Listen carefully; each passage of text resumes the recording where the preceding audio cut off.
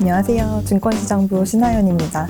지난번에 녹화에서 그 국내 시장 복귀 계좌 리아에 대해서 소개를 해드리고 좀 출시가 지연되고 있다 이런 불만 아닌 불만을 토로한 적이 있었는데요. 드디어 출시가 됐습니다. 국회에서 속전속결로 부칙까지 만들어가면서 출시가 23일에 일제히 됐고요. 지금 녹화하는 날이 25일이라서 조금 따끈따끈한 소식인데 이게 실제로 좀 어떻게 운영하면 좋겠다 이런 걸 다시 한번 정리해 보려고 가지고 와봤습니다. 이게 출시되자마자 분위기가 뜨겁기는 합니다. 확실히 기다리셨던 분들이 많아서 그런지 출시 하루가 지난 어저께 24일 오후 기준으로 하루 만에 그 주요 증권사 8곳 집계해 봤을 때 15,000개 가까이, 오늘은 제가 집계를 해보니까 이게 아직 금투협에서는 통합으로 집계를 하고 있지가 않아서 증권사별로 확인을 해봤는데 어제보다는 확실히 또 늘어난 추세이기는 하거든요. 근데 이게 아직 전부 회신을 받지는 못해서 이 내용은 기사에서 업데이트를 하도록 하고요. 늘어나고 있는 추세는 확인이 됐습니다. 어쨌거나 지금까지 미국 주식 중심으로 투자를 하셨던 분들 입장에서는 이른바 서학개미들이죠.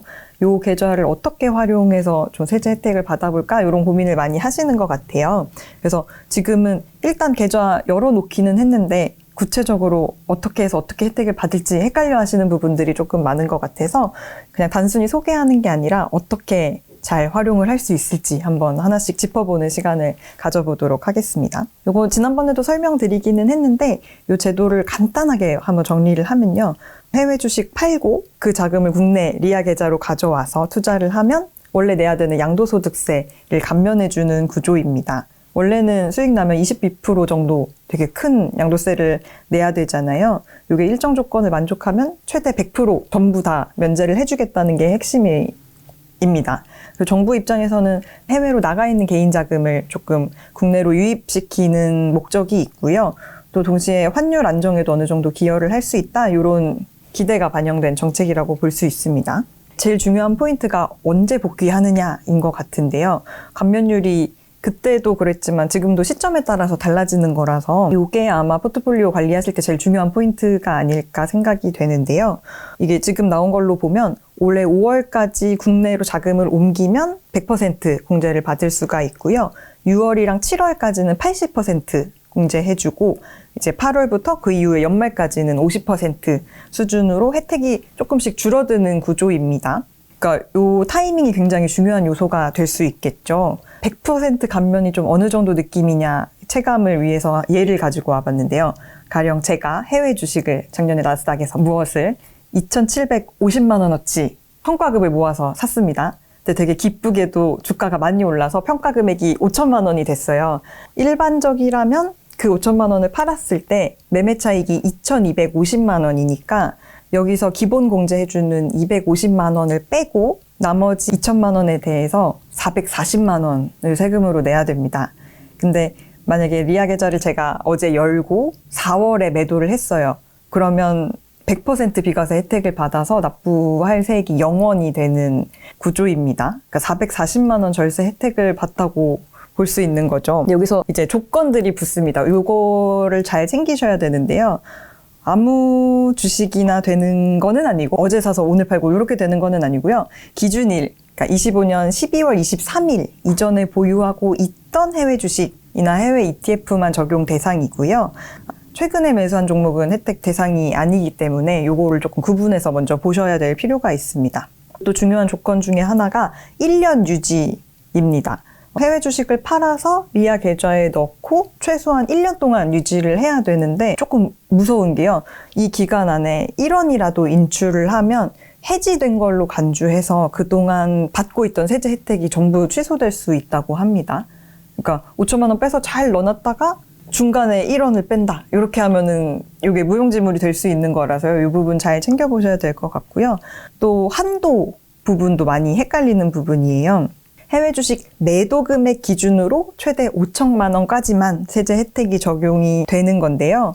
이게 증권사별로 합산으로 되는 거는 아니고 여러 증권사에 내가 리아 계좌를 텄다고 하더라도 전체 합산 5천만 원이기 때문에 이게 분산해서 계좌를 만든다고 내가 혜택을 여러 곳에서 볼 수 있다, 이런 구조는 아닙니다. 근데 계좌 개설 자체는 증권사별로 만들 수 있기는 합니다. 그래서 이론적으로는 여러 개 계좌를 동시에 운영할 수는 있는데요.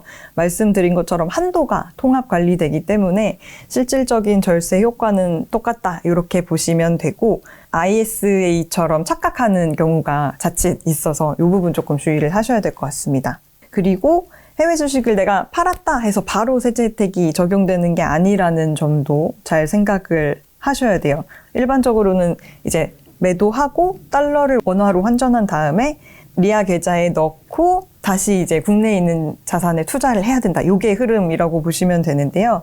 요즘 또 환율이 되게 변동성이 크고 하기 때문에 환전 방식이나 시점에 따라서도 체감 수익이 조금 달라질 수가 있어서 이런 환율 부분도 같이 고려하는 전략이 조금 필요하긴 할 것 같습니다.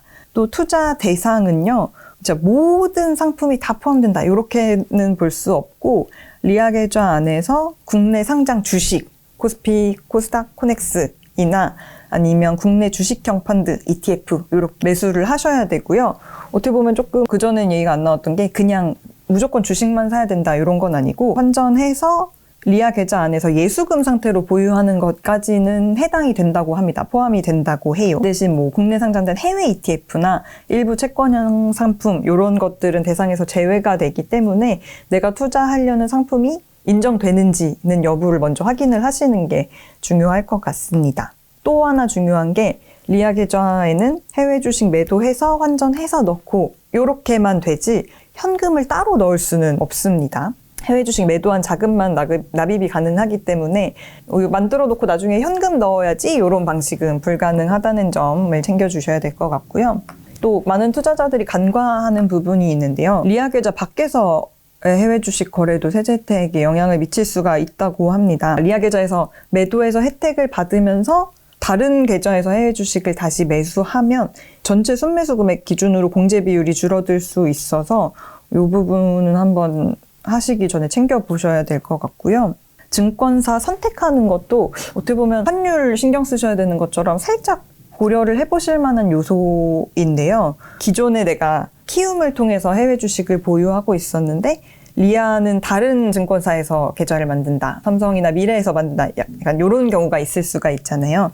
이게 주식을 옮기는 과정에서 대체 입고 수수료가 발생을 할 수도 있고요. 여러 가지 재반 비용이 들어갈 수 있기 때문에 단순히 여기 이벤트 좋네? 이런 것만 보시고 선택을 이렇게 덥석하시기보다는 이런 재반 비용 대비 이벤트에서 얻을 수 있는 혜택 이런 거를 잘 한번 상충되는 거를 고려해 보셔서 전체 비용 구조를 따져보시는 게 필요할 것 같습니다. 지금 증권사들이 수수료 할인, 환율 우대, 막 지원금 지급 이런 엄청 다양한 이벤트를 하고 있기는 하거든요. 대부분 한시적이긴 하기 때문에 이런 이후의 조건까지 잘 생각을 해보셔야 될 것 같아요. 지금 말씀드린 증권사들의 움직임이 되게 흥미로워서 요런 이벤트도 있습니다 하고 이것도 같이 조금 설명을 드리려고 하는데요. 리아 계좌가 어쨌거나 한 번 들어오면 적어도 1년간은 묶여있는 자금이기 때문에 증권사 입장에서도 되게 좀 구미가 당기는 자금 유입이라고 생각이 드는지 되게 적극적으로 유치를 위해서 막 이벤트를 진행하고 있습니다. 계좌 출시 전에도 막 이렇게 물밑에서 열심히들 이벤트를 마련하셨는데 출시되고 나니까 더더욱 본격적으로 이벤트들이 나오고 있는데요. 예를 들어서 물론 이거는 뭐 증권사별로 들어가서 비교를 해보시는 게 더 정확하겠지만 한국투자증권은 해외 주식 매도하면 관련 수수료랑 환전 수수료 이런 거를 우대해주고요. 계좌 개설하면 여기에 지원금을 지급하는 이벤트를 진행하고 있습니다. KB증권은 해외 주식 매도 금액에 따라서 국내 주식 매수에 활용할 수 있는 쿠폰을 제공하고요. 분기별로 조건을 충족하면 최대 3번까지 받을 수 있다. 이런 이벤트를 설계했다고 합니다. 또 하나증권은 계좌 개설 고객 대상으로 최대 10만 원 상당 매수 쿠폰을 주거나 추가 지원금 지급하거나 이런 이벤트를 마련을 했고요. 키움증권도 매수 쿠폰 제공하고 일정 금액 이상 납입을 하면 추가 혜택을 준다. 이런 이벤트 로 고객 유치에 나서고 있습니다. 여기에 환전 수수료 무료, 국내 주식 거래 수수료 할인 이런 조건들도 같이 붙어 있고요. 삼성이나 신한, 토스증권 이런 데도 한시적으로 국내 주식 거래 수수료를 무료로 제공한다거나 환율 우대 혜택을 제공한다거나 이렇게 조금 비슷하면서도 조금씩 내용이 다르니까 내가 해외 주식 투자하고 있던 계좌랑 어떤 계좌로 가서 이 혜택들을 받을 것인가 이런 건 한번 잘 고려를 해보시면 그래도 조금이라도 투자에 도움이 되실 것 같습니다. 근데 아까 말씀드린 것처럼 이런 이벤트만 보고 계좌를 선택하시기보다는 좀 전체적인 비용 구조를 같이 보시고 또 환율이나 이런 환전이 어느 때가 제일 적당할지 또 보시고 내가 가진 그 12월 23일 이전에 가지고 있던 해외 주식 중에 수익률 기준으로 어떤 종목을 몇 월에 팔겠다. 이런 것도 한번 잘 살펴보시면 좋을 것 같고요. 절세 측면에서 매력적인 계좌이기는 한데 단순히 계좌를 열었다 이렇게 해서 혜택이 자동으로 주어지는 게 아니라 어떻게 보면 뭐 취득 시점, 매도 방식, 투자 대상, 증권사 이런 다양한 고려해야 될 요소들이 꽤 많더라고요. 복잡하기는 합니다. 어떻게 보면. 그래서 내가 기대한 절세 효과를 최대한으로 얻을 수 있도록 한번 잘 설계를 해보시면 좋을 것 같고요. 조금 관심사라고 해야 될까요? 이 제도를 통해서 실제로 해외에 나가 있는 주식이 많이 원화로 환전돼서 들어오면서 환율 안정에 조금 도움이 될지도 한번 지켜봐야 될 것 같고요. 네, 오늘은 이렇게 리아 계좌 기본 구조랑 활용 방법 중심으로 한번 살펴봤고요. 앞으로 조금 더 지켜보면서 이게 실제로 얼만큼이 자금이 들어왔고 얼만큼 혜택을 받을 수가 있더라 이런 추가적인 내용이 확인되면 또 한번 다뤄보도록 하겠습니다. 포트폴리오 잘 고민하셔서 요즘 같은 난이도 높은 장세에 잘 대응하시기를 바라겠습니다. 감사합니다.